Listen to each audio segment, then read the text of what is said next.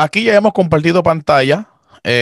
Vemos nuestro logo de nuestro grupo en Facebook, Ágora de Ciencias Bíblicas, donde eh, en ese grupo podemos manejar arqueología, filología y crítica textual.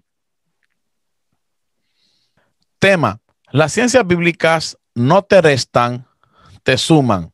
Repito, las ciencias bíblicas no te restan, te suman. Las ciencias bíblicas o estudios bíblicos son la aplicación de un conjunto de disciplinas diversas al estudio de la Biblia judía y cristiana. Para su teoría y métodos, esta área de conocimiento se basa en disciplinas que van desde la arqueología hasta la crítica literaria, la historia, la filología y las ciencias sociales. De esto se componen las ciencias bíblicas. De esto se componen. Estos son los diferentes departamentos que se pueden estudiar carreras en universidades. Yo estoy estudiando una licenciatura, una carrera en ciencias bíblicas para sacarle un título, porque muchas personas, ustedes saben que para uno enseñar necesita tener títulos que te identifiquen o credenciales que te identifiquen como que eres estudiado, como que tienes un bachillerato, una maestría, un doctorado. Y ese tipo de personas, pues, dentro del mundo académico tienen peso a otras personas que solamente se dedican a leer libros y libros y libros y nunca entran a una universidad, tal vez porque no les da el dinero o tantas cosas, pero aunque esas personas sepan a través de muchas lecturas y escuchando a otras personas, difícilmente le den un respeto como se le tiene que dar a un verdadero docente, que cuando tú tienes una credencial que te identifique como que has superado con éxito esa materia. Entonces, las ciencias bíblicas tienen diversas disciplinas como arqueología, crítica literaria, historia y filología y ciencias sociales. En una iglesia tradicional, ya sea católica o evangélica, dogmática, no te van a enseñar todas estas disciplinas. ¿Por qué? Porque al dogmático, ya sea el pastor o sea un sacerdote, lo que le interesa es darte sermones teológicos para aumentar tu fe, darte esos sermones, esos mensajes los domingos, esas prédicas, o tal vez en una sinagoga, un moré, dándote esos mensajes en el Shabbat y tantas cosas que son mensajes que van a aumentar tu fe desde ese punto teológico. Eso es lo que se dedica a un líder espiritual. Pero aparte de esa enseñanza espiritual, está estas disciplinas que no necesariamente tú tienes que ser un líder espiritual para enseñarlas y aplicarlas. Ahí es donde la gente eh, creyente se me atrasa, porque piensa que una persona que te va a enseñar arqueología tiene que ser cristiano como tú lo eres. Y no es así. Yo conozco personas que son grandes arqueólogos que no son pentecostales como yo, no son evangélicos como yo, tampoco sean católicos, sino personas que son agnósticas o personas que son ateos, pero que estudian estas cosas. Y porque ellos sean agnósticos y sean ateos y sean maestros de arqueología, tú no debes rechazarlos. Y eso el creyente tiene que entenderlo. Tú no puedes rechazarlo, porque son personas que se prepararon, estudiaron para eso. Y tú tienes que respetar. Y le hablo al creyente, al creyente que se la pasa condenando a la gente. Tú tienes que aprender a respetar. Si usted no respeta, usted no puede meterse en este mundo de las ciencias bíblicas porque te irá mal. Quiero seguir adelante. Una de ellas es la crítica bíblica. Definición. El Oxford Handbook of Biblical Studies define este campo como el conjunto de varias y algunos casos independientes, disciplinas para el estudio del conjunto de textos antiguos, generalmente conocidos como la Biblia. Entre estas disciplinas están, pero no se limitan solo a ellas, la arqueología, como hablamos, la egiptología, la crítica textual, la lingüística, historia, sociología y teología. Miren todo lo que compone toda esta materia de la crítica bíblica. O sea que es un mundo súper interesante. Es un mundo académico súper profundo. La crítica bíblica, la investigación de los académicos bíblicos es denominada con frecuencia crítica bíblica. No presupone, pero tampoco niega la creencia en el origen sobrenatural de las escrituras. En vez de eso, aplica a la Biblia métodos de análisis textual utilizados en otras disciplinas de las ciencias sociales y humanísticas. Numerosos estudios bíblicos también interactúan con los intérpretes y métodos de interpretación tradicionales judíos y cristianos que podrían denominarse exégesis bíblica o hermenéutica, historia de la interpretación o historia recibida. O sea que aquí en este campo de la crítica bíblica, usted la puede estudiar y seguir creyendo en un Dios sobrenatural, seguir creyendo en un Dios poderoso, porque eso es tuyo personal. Eso es tuyo personal, pero también están las personas que estudian esta área y no necesariamente tengan el mismo pensamiento espiritual como tú lo tienes. Pero con todo y eso, amado, hay que aprender a respetar.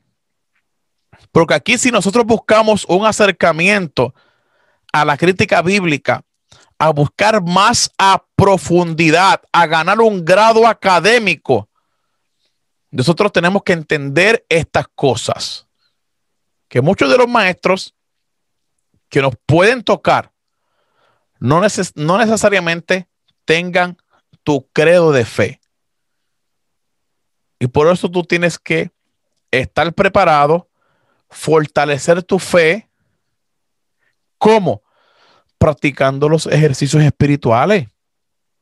Usted como creyente sabe que se tiene que congregar para estimularse los unos a los otros en los cultos, alabar a Dios,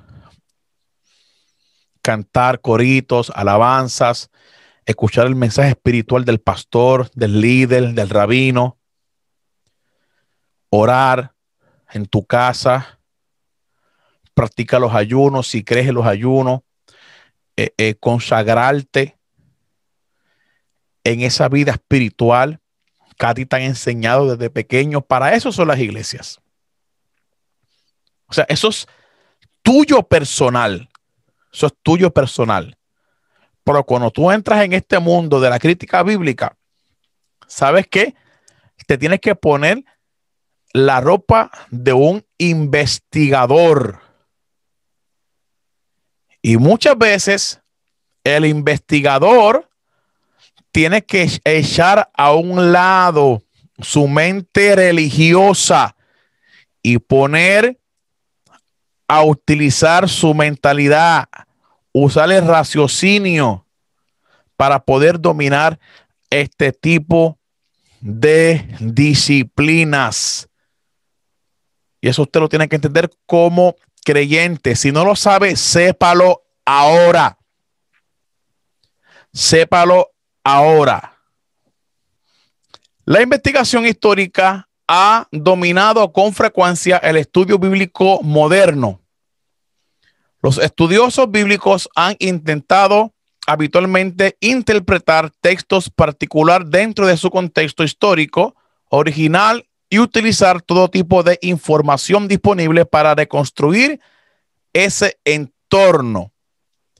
La alta crítica o la crítica histórica persigue determinar el origen y autoría y proceso por medio del cual los textos antiguos fueron compuestos. Entre las teorías de la crítica histórica más famosas se encuentran la hipótesis documentaria, que sugiere que el Pentateuco fue compilado a partir de 4 fuentes escritas y diferentes reconstrucciones del Jesús histórico basadas principalmente en las diferencias entre los diferentes evangelios canónicos. Esa es una de las especialidades de las ciencias bíblicas, que nos permite ir más allá de un pensamiento teológico que se nos enseña en nuestras iglesias, ir a la profundidad, buscar, indagar. Y las ciencias bíblicas nos ofrecen un método histórico, crítico, científico para poder estudiar la formación de la historia bíblica. Y cuando tú entras en ese tipo de estudio, tú vas a ver que no es nada comparado con lo que te enseñan en un domingo tu pastor o tu cura o tu rabino, sino que estos son estudios científicos, académicos, que te van a abrir tu mentalidad para que tú entiendas a profundidad cómo se forma o cómo se formó el Pentateuco o la búsqueda del Jesús histórico. O sea, son dos cosas diferentes. Lo que te enseña tu pastor te va a aumentar tu fe. Lo que te enseña tu pastor en la teología te va a dar herramientas espirituales para que tú sobrevivas cada día más, acercándote a Dios. Tu pastor es tu líder espiritual y te va a dar ese alimento a tiempo los domingos, pero ya cuando te metes a las ciencias bíblicas, ya es otro alimento sólido que van a abrirte la mente y darte una idea o una nueva perspectiva de la formación de la historia de la Biblia. Y eso es lo fascinante de estos tipos de estudios bíblicos. El idioma original. El estudio de los idiomas originales en los que la Biblia fue escrita suele considerarse imperativo para poder realizar una interpretación bíblica seria y profunda. La mayor parte de la Biblia judía, el Tanaj, que es la base del Antiguo Testamento cristiano, fue escrita en hebreo bíblico, aunque algunos capítulos se escribieron en arameo bíblico. El Nuevo Testamento fue escrito en griego koiné, con posibles influencias arameas. De igual modo que la primera traducción de la Biblia judía, conocida como la Septuaginta o el Antiguo Testamento griego. Por lo tanto, el hebreo, el griego y en ocasiones el arameo siguen siendo enseñados en la mayoría de los programas universitarios de estudios bíblicos. Entonces, esta es otra rama de enseñanza y es donde el cristiano dentro de las ciencias bíblicas puede allegarse a estudiar o especializarse en algunos de estos idiomas que son los idiomas bíblicos de la Biblia. Sabemos que en nuestras iglesias, amado, la mayoría de las personas no dominan el hebreo, el arameo ni el griego. La mayoría de los cristianos promedios no dominan eso porque son cristianos pues demás de experiencias de fe, experiencias místicas, experiencias sobrenaturales, y con esta cuestión de la superfe y que se aleja de lo que es el evangelio puro. Entonces, tenemos, amado, muchísimas de miles de personas que no le interesa estudiar estos tipos de idiomas, pero los que sí le interesan estudiar lo que es el hebreo, el griego, el arameo, tienen que montarse en esta experiencia académica para así tener una mayor comprensión de los estudios profundos de las escrituras. Y esto tú lo encuentras cuando te metes en este mundo académico de las ciencias bíblicas. O sea que las ciencias bíblicas nos suman, jamás nos restan. Y la pregunta es, ¿por qué yo estudio las ciencias bíblicas? O sea, ¿por qué yo estudio las ciencias bíblicas? Mi opinión, o sea, yo como persona, yo como ministro de la Iglesia de Jesucristo, ¿por qué estudio ciencias bíblicas? Para tener un fundamento sólido e histórico donde descanse mi fe. Las ciencias bíblicas son un buen complemento para los estudios teológicos para poder tener ese equilibrio. Una fe racional es una fe que no contradice la razón, ni la lógica, ni el sentido común. Uno de los estudios que más yo he estado estudiando fuertemente, agarrando muchos diplomados, estudiando, comprándome ciertos libros de difícil acceso, es sobre el personaje del Jesús histórico. Y una de mis metas es que la gente se allegue a estos estudios y crezcan en sabiduría, crezcan en ese conocimiento. Y dentro de este mundo académico, yo me he dado la tarea de seguir los pasos que han seguido muchos, de perseguir este personaje histórico llamado el Jesús de Nazaret. Sabemos que en nuestras iglesias se nos enseñan sobre la resurrección de Jesucristo, de Jesús. Se nos enseña que Él es el Hijo de Dios. Se nos enseñan de los milagros, de los prodigios. Se nos enseñan la vida del apóstol Pablo cuando Jesucristo se le revela. Todos esos temas nosotros como creyentes lo dominamos, lo enseñamos, lo predicamos en fe, creemos en eso, que Jesús resucitó. Pero muchas personas desconocen sobre el personaje histórico del Jesús de Nazaret. Y eso es a lo que yo me refiero a enseñarle a ustedes los creyentes que me están viendo, mis hermanos evangélicos, que nosotros como investigadores serios debemos de entender que nuestra fe no tiene que ser una fe ciega, que nosotros no creemos en una persona que dice la Biblia que resucitó. O sea, nosotros no podemos creer solamente por creer, sino que nuestra creencia en este personaje que se dice que resucitó, hay que investigar si verdaderamente fue histórico. Este personaje llamado Jesús de Nazaret, que nos han enseñado, existió realmente. Existió realmente. Es un mito, como muchas personas dicen, o simplemente fue un invento que alguien le dio la gana de inventarse. No, que es un personaje poderoso y tanta cosa. Entonces hay que comenzar a indagar, a buscar si verdaderamente nuestra fe está fundamentada en algo histórico o es un invento más.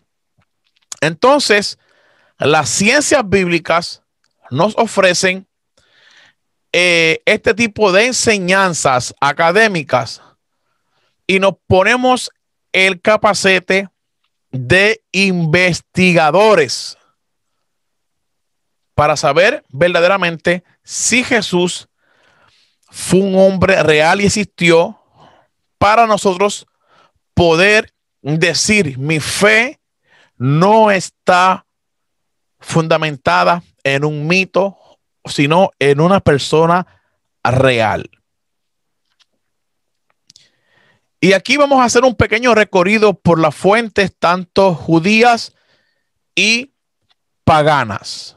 Quiero empezar leyendo este comentario del Jesús histórico del libro La Biblia judía y la Biblia cristiana del profesor Julio Trevole, que dice de la siguiente manera, recolectando ciertos pensamientos de ciertos académicos sobre el personaje histórico del Jesús de Nazaret. Dice, la figura de Jesús de Nazaret ha quedado definitivamente enmarcada en el contexto del judaísmo de Galilea, sea como un fariseo, escribe el académico Falk. Otro comentario, sea como un hombre carismático, un santo y un exorcista que operaba curaciones y realizaba acciones milagrosas. G. Bermes escribe este comentario del Jesús histórico. Dice otro pensamiento, sea como un profeta escatológico que se consideraba a sí mismo como el último mensajero de Dios antes de la llegada del reino, escribe el profesor E.P. Sanders. Otro pensamiento, como un paisano agricultor mediterráneo que predicaba y ponía en práctica un igualitarismo radical, escribe Crozan, o de cualquier otra forma que se pueda concebir la figura histórica de Jesús.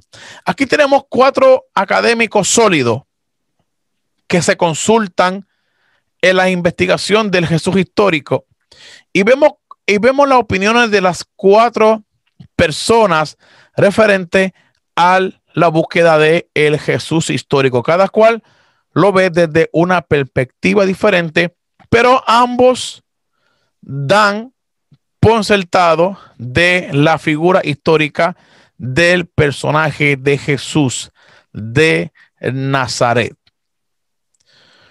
Entonces aquí entramos, amado, a la experiencia de las fuentes judías de Flavio Josefo.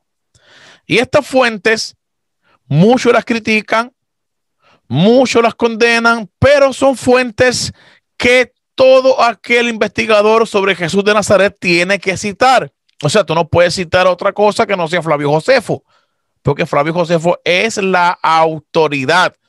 Entonces, si usted quiere investigar sobre el Jesús histórico, usted no puede ir a otro fundamento porque no lo hay, sino que este es el primer fundamento. Aparte de los evangelios que usted tiene en su Biblia, que son una propaganda sobre el personaje de Jesús, por decirlo así, aparte de los evangelios, que está la información teológica ahí, están estos testimonios que no son muy lejanos de esos años. Por ejemplo, Flavio Josefo nació en Jerusalén en el año 37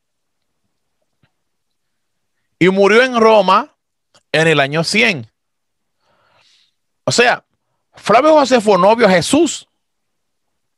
Eso se sabe, que Flavio Josefo no vio a Jesús. Flavio Josefo no era cristiano. Flavio Josefo, odiado por los judíos de la época, recordado como un historiador especial en los cristianos.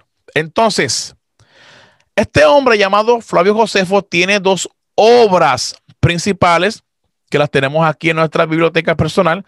La Guerra de los Judíos en el año 77 es una obra de 7 tomos y Antigüedades Judías escritas en el año 93. Es una obra de 20 tomos. Flavio Josefo es una de las obras que uno debe de indagar y buscar para la historicidad de Jesús de Nazaret.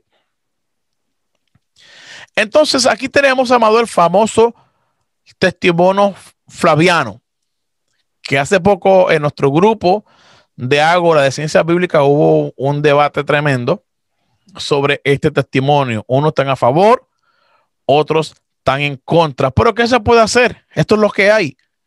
Esto es lo que hay y nosotros debemos de ser personas coherentes y aceptar lo que hay. Voy a leer las dos versiones de este testimonio flaviano.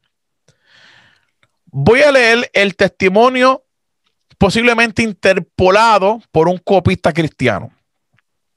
O sea, tiene 3 añadiduras y lo voy a leer con las añadiduras. Lo que usted ve que está en color amarillo y en color azul, supuestamente son las añadiduras tardías por un copista cristiano. Y lo voy a leer así como aparece en los libros de antigüedades de los judíos de Flavio Josefo.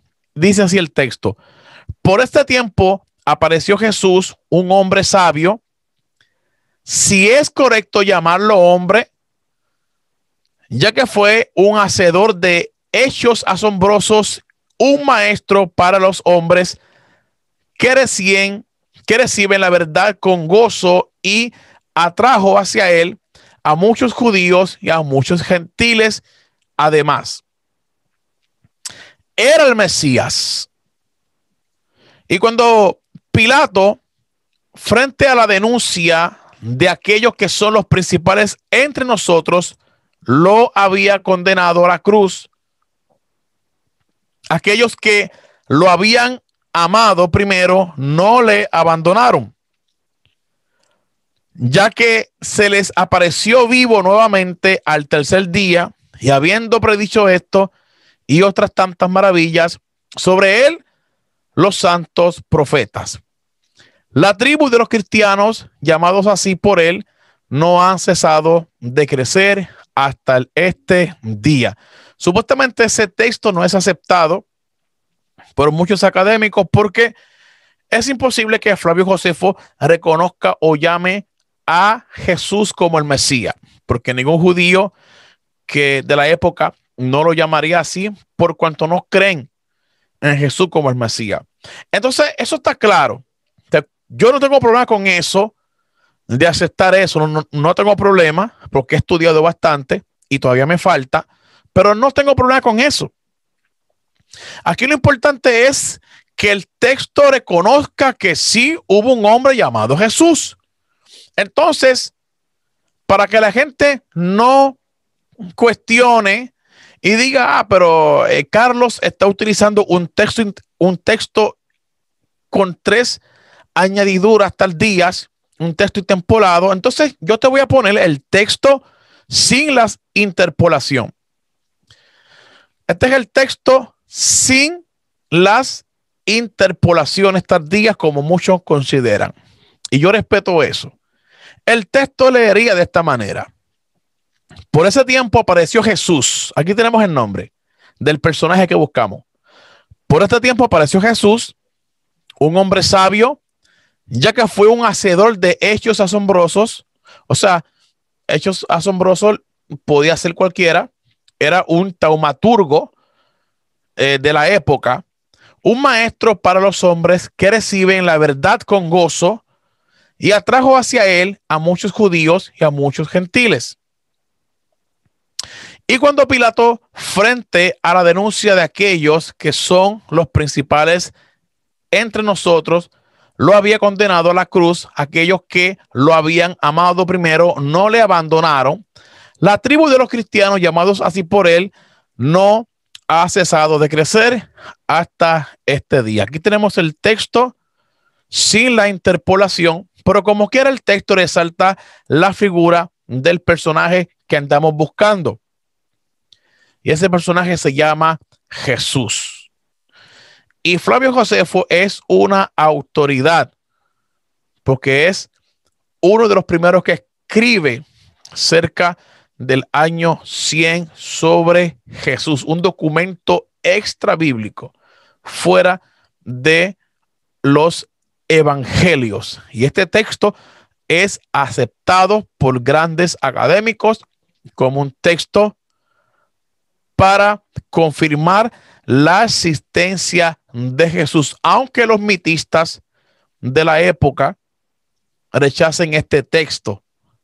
Y conozco muchos colegas que también rechazan este texto, pero la mayoría lo recibe. El texto sin la interpolación. Y esto es una evidencia histórica de que el personaje que nosotros adoramos y creemos en fe existió. Entonces, si quitamos los tres añadidos, las tres interpolaciones, podemos concluir que históricamente existió una persona, un personaje llamado Jesús que impactó la región. Era un hombre sabio, realizaba milagros, o sea, era un taumaturgo, o sea, realizaba prodigios. La gente lo escuchaba con gusto, atraía a muchos. Las autoridades judías lo acusaron. Pilato lo condenó a muerte. Murió crucificado. Sus seguidores se llamaban cristianos por él y continúan hasta el presente. Esas son 10 claves históricas que actualmente tenemos dentro del testimonio flaviano. Estas 10 las tenemos hasta hoy. Seguimos. Aquí tenemos un comentario bastante interesante sobre uno de los catedráticos más leídos en este tiempo, Gerd Theissen, con su magnífico libro El Jesús Histórico, que lo tenemos aquí en nuestra biblioteca. Y él dice de la siguiente manera: al enjuiciar las fuentes sobre el Jesús histórico, hay que considerar dos aspectos: su proximidad real al Jesús histórico y su independencia. Una fuente es tanto más valiosa cuando más nos acerque al Jesús histórico. Por eso es importante determinar su antigüedad. Entonces, de todas las fuentes que tenemos fuera de los evangelios, el testimonio flaviano es lo más cercano que tenemos al personaje. Es lo más cercano que tenemos al personaje. Y eso lo reconoce una figura, un académico de la talla de Theissen. Quienes han leído Theissen, pues saben que el hombre en su obra, esa del Jesús histórico, es algo monumental, que hay que tener bastante materia gris para intentar entender esos escritos que hace este hombre, que es una eminencia. Vamos con la próxima ilustración. Aquí tenemos, amado, otro testimonio bastante interesante que se encuentra en las Antigüedades Judías de Flavio Josefo del año 93. Es una obra de 20 tomos bastante grande. Y en el tomo 20 habla de la muerte de Santiago en el año 72. Aquí tenemos una foto de la Antigüedad de los Judíos de Flavio Josefo de la editorial CLIA, que usted puede conseguir por Amazon y allí obtener esta obra. Dice así: Ananías era un saduceo sin alma. Convocó astutamente al Sanedrín en el momento propicio. El procurador Festo había fallecido. El sucesor Albino todavía no había tomado posición. Hizo que el Sanedrín juzgase a Santiago, hermano de Jesús, ahí está el nombre, quien era llamado Cristo, y algunos otros. Lo acusó de haber transgredido la ley y los entregó para que fueran apedreados. Vemos como de nuevo Flavio Josefo saca a la luz en su escrito no solamente el personaje histórico de Jesús, sino a su hermano Santiago. Y esto es algo interesante y digno de enseñar, que Flavio Josefo confirma una vez más no solamente la historicidad de Jesús como persona que sí existió, y también a su hermano Santiago. Entonces tenemos en el testimonio flaviano, tenemos dos testimonios fuertemente que nos dicen que Jesús sí existió. No es un mito, no es un invento, no es una leyenda, sino que el personaje fue histórico. Entonces, de eso se trata, por lo menos en mi caso, para que yo estudio ciencias bíblicas. No estudio ciencias bíblicas para volverme ateo ni volverme agnóstico, sino que estudio las ciencias bíblicas para fortalecer mi fe. Mi fe en Jesucristo no debe ser una fe ciega, sino una fe en un hombre que sí existió. Y eso es lo que buscamos en los estudios académicos. No que la ciencia bíblica nos reste, sino que nos sumen.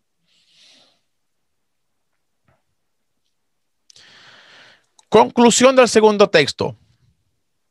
Podemos decir que existió un hombre llamado Jesús, tenía un hermano llamado Santiago, que lo confirma Marcos capítulo 6, verso 3 y Gálatas 1:19. Ahí está el texto bíblico. Algunos pensaban que era el Mesías. Estas dos citas son importantes. ¿Por qué? Porque son la primera prueba extrabíblica de que existió Jesús, escuche bien, y muestran que Flavio Josefo conocía al menos algunos hechos de la vida histórica de Jesús. Repito de nuevo, estas dos citas son importantes. ¿Por qué? Son la primera prueba extrabíblica de que existió Jesús y muestran que Flavio Josefo conocía al menos algunos hechos de la vida histórica de Jesús. Entonces aquí tenemos un paso adelante en la historicidad de Jesús de Nazaret. Seguimos. Tenemos la fuente pagana de Tácito. Entonces, este es el testimonio de Tácito.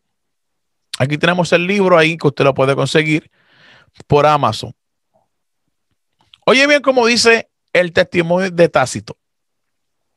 Por tanto, para callar el rumor, Nerón creó chivos expiatorios y sometió a las torturas más refinadas a aquellos que el vulgo llamaba cristianos. Un grupo odiado por sus abominables crímenes. Su nombre proviene de Cristo, quien bajo el reinado de Tiberio fue ejecutado por el procurador Poncio Pilato. Sofocada momentáneamente, la nociva superstición se extendió de nuevo no solo en Judea, la tierra que originó este mal, sino que también en la ciudad de Roma, donde convergen y se cultivan fervientemente prácticas horrendas y vergonzosas de todas clases y de todas partes del mundo. Anales, el libro 15. Entonces, lo que usted ve aquí trazado en color son los lugares históricos que podemos llamar que son históricos o cosas históricas que sucedieron que confirman la historicidad de Jesús. Entonces, si usted lee este testimonio, quien escribe es Tácito, es un romano que nada tiene que ver con un cristianismo, muchos lo consideran un historiador. Entonces, mire cómo él se expresa de los cristianos. Si vemos, dice, la nociva superstición se extendió de nuevo no solo en Judea, la tierra que originó este mal, sino que también en la ciudad de Roma. Entonces, para Tácito, los cristianos o el movimiento de Cristo, los cristianos, eran un mal. ¿Por qué? Porque los seguidores de Cristo, de Jesús, eran mal vistos, no solamente en Judea, sino en tierras paganas. El cristianismo siempre se ha visto mal delante de muchas naciones. Vamos a seguir un poco más. Entonces, Publio Cornelio Tácito, en su libro Los Anales. ¿Quién fue Tácito? La historia dice que nació en Roma en el año 55. Su obra más importante fue Anales en el año 117. Anales es un libro bien famoso donde este historiador, por llamarlo así, escribió muchas cosas en su tiempo, en su época, y también escribió sobre Jesús, aunque se encontraba en Roma. Escucha bien, podemos concluir que Tácito ubica a Jesús en Judea, que fue lo que yo le marqué aquí en colores. Y estos colores que usted ve aquí son los lugares históricos que podemos deducir. Los anales, en su conclusión, ubican a Jesús en Judea. Dice que lo llamaban Cristo, el Mesías. Sitúa su muerte en tiempos de Tiberio, que lo podemos comparar con las escrituras, durante el gobierno de Poncio Pilato, y dice que Poncio Pilato lo mandó a matar por crucifixión.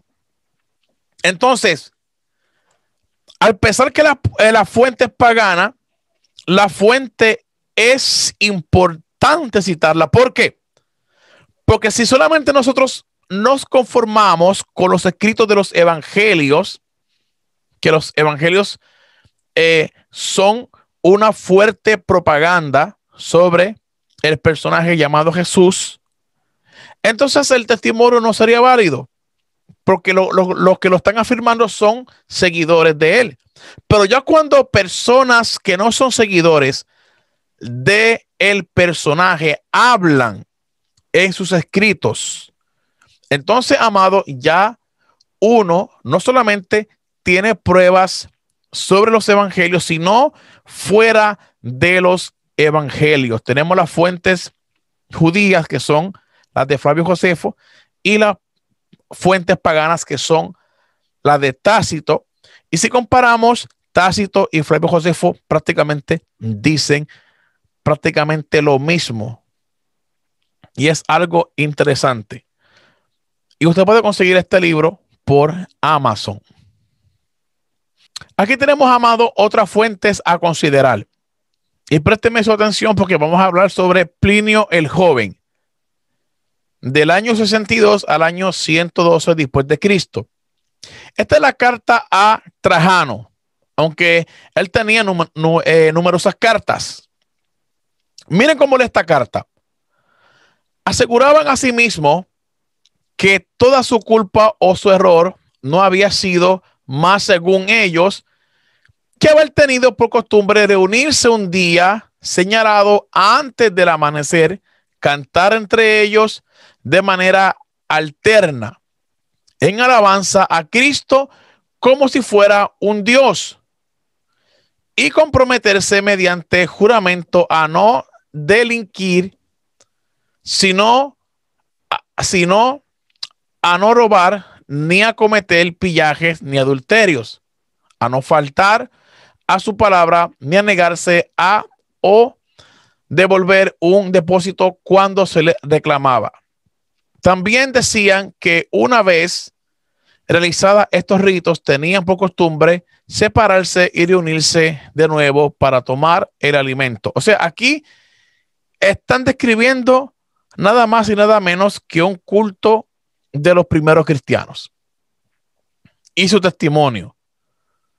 Porque el testimonio de los primeros cristianos era tener una nueva vida en Cristo, una nueva vida separado para Dios, una nueva vida en santidad, donde las cosas perversas que hacíamos antes no las hacemos más. Y aquí nos escribe Plinio el Joven de lo que él posiblemente vio o escuchó y lo redactó en sus numerosas cartas. Y aquí él habla sobre un pequeño grupo que se dice que se reunía y adoraban a un tal Cristo como si fuera Dios. Y ya para ese tiempo, amado, ya Jesús se le comenzaba como que a verse como el Hijo de Dios, o comenzaba a verse como que ya se le estaba dando culto. Yo estoy esperando un libro que está bastante interesante de un teólogo o un erudito llamado James Gunn, que él habla, dieron cultos los primeros cristianos a Jesús. Entonces es un libro bastante interesante que estoy esperando que me lleguen para darle una buena lectura. Y la carta de Plinio el Joven es una carta considerada dentro de los testimonios a deducir la historicidad de Jesús. Este pensamiento lo quise recoger en esta enseñanza, y es de nuestro compañero Bart Ehrman. Y todos sabemos, amados, quién es Bart Ehrman. Lo que hemos estudiado o estamos estudiando las ciencias bíblicas, sabemos que el nombre de Bart Ehrman es bien mencionado. Y quiero recoger este pensamiento de este hombre que era cristiano, pero ya no es cristiano. Y mire lo que él dice. No soy cristiano. Él dice sólidamente, no soy cristiano. Y no tengo ningún interés en promover una causa cristiana o una agenda cristiana. Soy agnóstico, con inclinaciones ateas. Pero como historiador, creo que la evidencia importa. Nos guste o no, Jesús sí existió. Esto lo afirma este hombre, que es uno de los mejores eruditos en el Nuevo Testamento, que aunque es agnóstico, hay que darle su respeto. Entonces, este hombre es el escritor de este famoso libro que tenemos aquí, que se llama Jesús no dijo eso. Y es un libro que yo lo leí en 2 ocasiones. Es un libro excelente para los que queremos acercarnos a la crítica textual. También nos cuentan un poco el testimonio de cómo él perdió la fe y tantas cosas, y él lamentablemente lee esas cosas. Pero fuera de ese testimonio, lo que es la crítica textual, el hombre es un experto porque habla las cosas como son. Pero aquí lo que importa en este estudio que estamos llevando es que, al pesar que él es agnóstico, con inclinaciones ateas, él da por sentado que sí existió Jesús. Sí existió Jesús. Seguimos.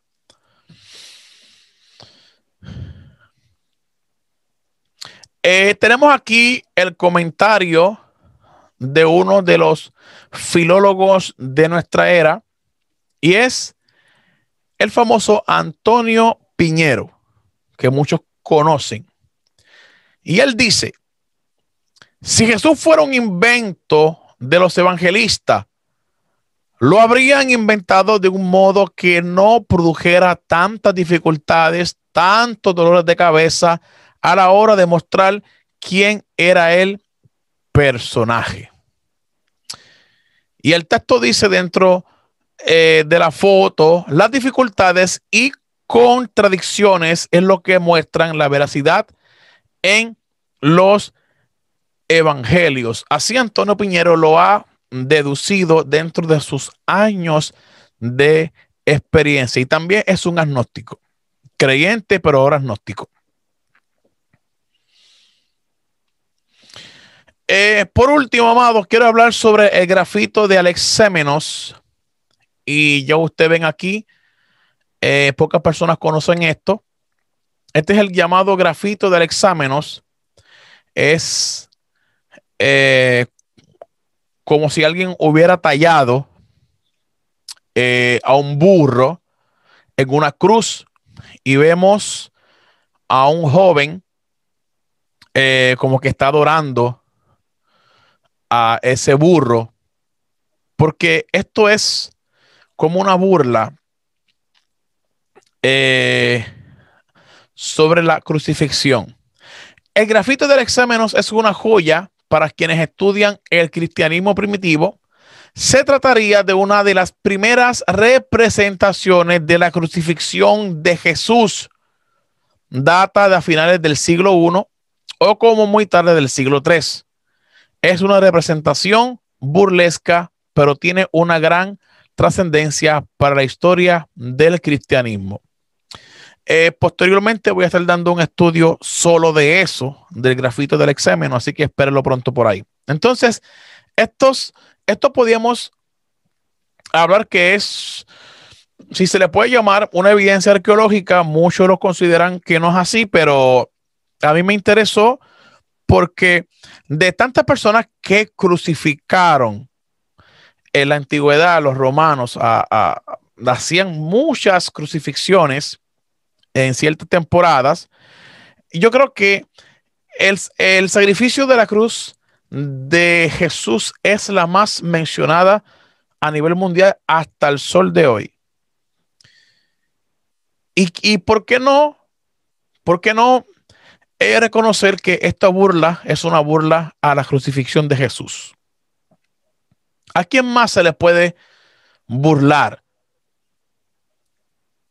de que los creyentes hayan visto la crucifixión como un método de salvación desde el punto de vista teológico?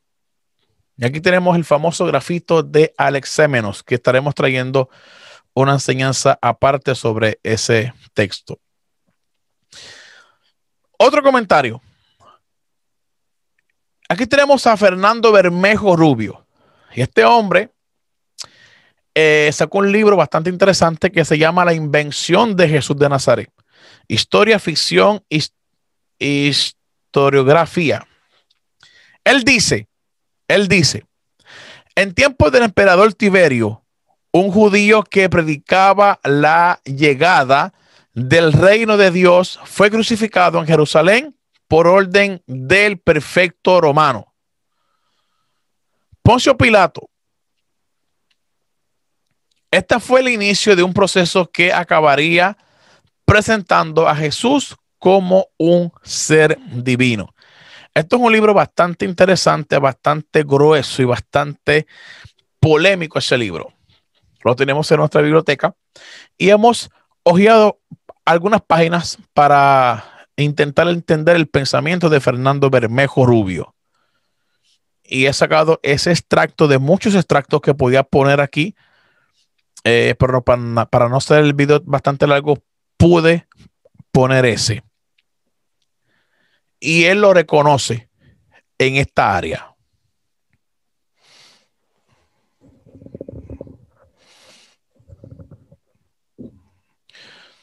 Conclusión final, amado, para este estudio.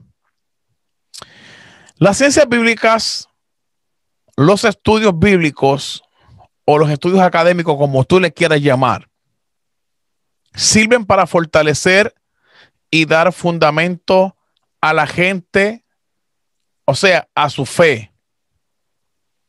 traerle un fundamento sólido, histórico. Ahora bien, quien se aleja de la fe, escucha bien por favor, quien se aleja de la fe es porque nunca la tuvo de verdad. Un cristiano fundamentado jamás perderá la fe. Si es que verdaderamente está fundamentado, si es que verdaderamente ha sentido el amor de Dios en su corazón. Los cristianos debemos de tener una fe racional. O sea, los que tienen una fe racional son aquellos que sobreviven, por decirlo así. Los cristianos que tienen una fe irracional, o sea, sin razonarla, le faltan terriblemente a Dios. Es como faltarle respeto a Dios. Que Dios nos ha dado una razón para utilizarla y aplicarla. ¿Quién de ustedes no aplica la razón? ¿Quién de ustedes no la utiliza? ¿Quién de ustedes no tiene una mente crítica o está en desarrollo? Por eso es que el creyente que me lee, el creyente que me ve, el creyente que me sigue en este canal de Ciencias Bíblicas, no pierdas tu fe, que es el regalo más grande que Dios te ha dado. Ese regalo más grande, más lindo que Dios te ha concebido. Jesucristo es el Señor para la gloria de Dios Padre. Filipenses 2:11. Y espero que este mensaje le llegue a la conciencia del creyente que me lee, del creyente que me escucha, del creyente que verdaderamente ama a Dios y quiere prepararse académicamente, sólidamente, por más que leas lo que leas y escuche lo que escuche, tu fundamento no puede ser removido. Tu fe no puede ser removida. Tú tienes que mantenerte en esa fe si es que verdaderamente conoces a Dios.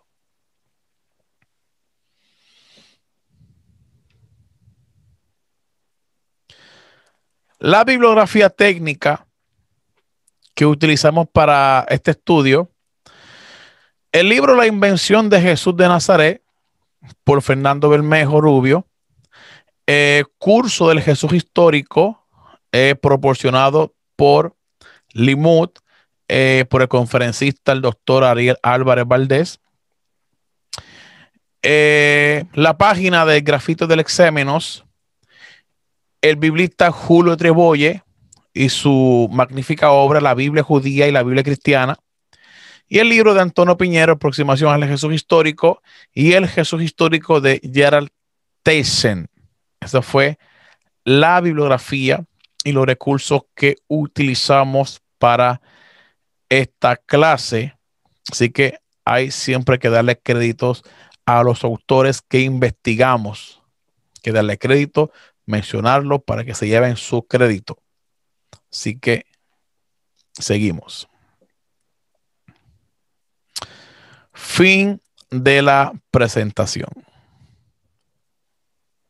Así que, amado, hemos dado por terminado esta enseñanza y espero que esta enseñanza haya sido de mucha bendición para las personas que nos siguen, que son cristianos, porque este mensaje es para los cristianos, para los que se inician en las ciencias bíblicas, para los que están en esa búsqueda de un grado académico.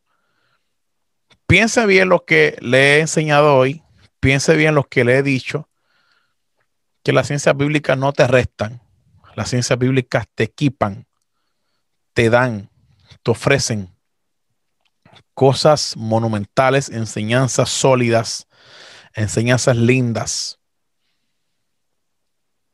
Y como dije al principio, para terminar, nosotros estamos llenos de pura teología, porque de ahí venimos, de pura teología. Y nos enseñan sobre Jesucristo el resucitado, y nos enseñan sobre las cartas paulinas, y nos enseñan sobre los milagros y los dones, y dentro de esa fe recibimos experiencias espirituales. Todo eso es lindo, todo eso es bonito, todo eso es maravilloso, todo eso es algo personal. Pero dentro de esa experiencia personal, ¿para qué adquirimos la ciencia bíblica? Para buscar que a ese personaje que nosotros adoramos, que a ese personaje que nosotros creemos que es nuestro Salvador, que resucitó, que se llama Jesús de Nazaret, el Hijo de Dios Jesucristo. Las ciencias bíblicas nos proporcionan esta magnífica búsqueda del Jesús histórico, que nuestra fe no está fundamentada en un cuento, en una leyenda, en un mito o en un cuento de camino, sino que está fundamentada sobre un personaje judío que existió y que fuera de los textos bíblicos, de las propagandas de los evangelistas, fuera de ellas, tenemos su mención en fuentes judías, extrabíblicas y en fuentes paganas. Y esto queda demostrado que las ciencias bíblicas no te restan, sino que te fortalecen, te dan. Si tú pierdes tu fe, eso es tu problema. Es tu problema. Ahora bien, quiero dedicarle un corto mensaje a los maestros que enseñan, que han cometido el gran foul de quitarle la fe a tosmo a los que estudian con ellos. Yo como ministro del evangelio, como usted me quiera llamar, como pastor, como evangelista, como ministro, como hombre de Dios, como usted quiera llamarme, yo he sabido respetar los parámetros en los grupos de ciencia bíblica. He sabido respetarlos, respetar las normas. He sabido respetar el pensamiento crítico que tiene el maestro o su formación. He sabido respetar que el que me enseña a mí, aunque no sea evangélico o sea agnóstico, lo he sabido respetar. No lo he juzgado, ni jamás lo haré. Porque yo he caído en una capacitación, en un entendimiento que yo puedo convivir con todos ustedes. Puedo convivir sin que mi fe se afecte. Puedo convivir con todos ustedes. Nunca les he faltado respeto. Nunca he atentado contra su enseñanza. Al contrario, los he respetado, les he dado su lugar como maestros, les he dado su posición, los he promocionado en mis grupos académicos. Pero lastimosamente, no todos, pero estoy viendo que muchos que quieren enseñar quieren atentar contra la fe del creyente. Y ahí es donde ustedes fracasan y cometen el foul. No respetan la fe de los demás. No quieren respetar la fe. Y comienzan a salirse fuera de ese marco de profesionalismo, a querer denigrar la Biblia, denigrarla a un nivel personal, atacando la fe del cristiano, del creyente, como muchos hacen por las redes, que yo he tenido que intervenir con ese tipo de maestros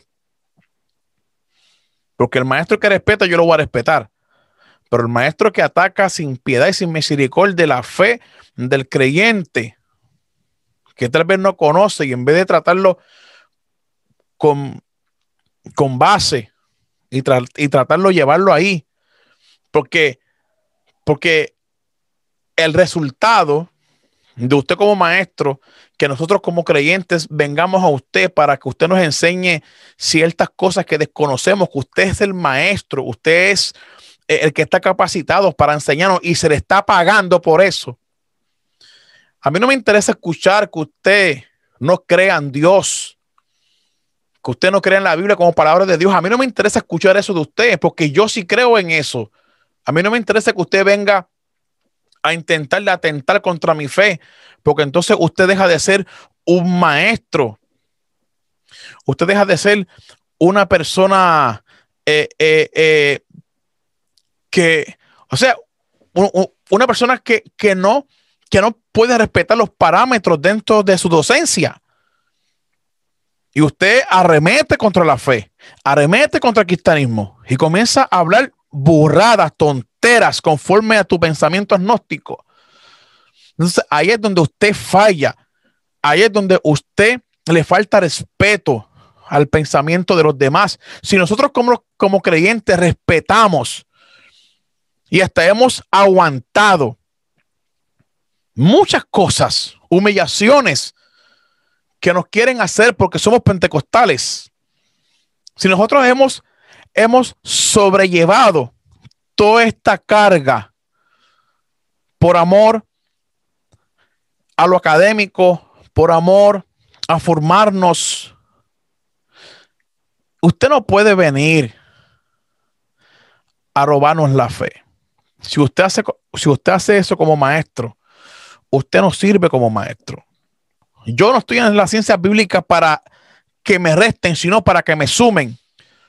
Así que, amado hermano, esto fue todo por este día. Si este video te ha bendecido, dale click a la campanita para que reciba nuestras notificaciones. Dale like al video, compártelo en tus diferentes redes, en tu grupo de WhatsApp, en tus grupos académicos, y vamos rumbo a los 8,000 suscriptores. Este fue tu amigo y hermano Carlos López Serrano. Muchas bendiciones.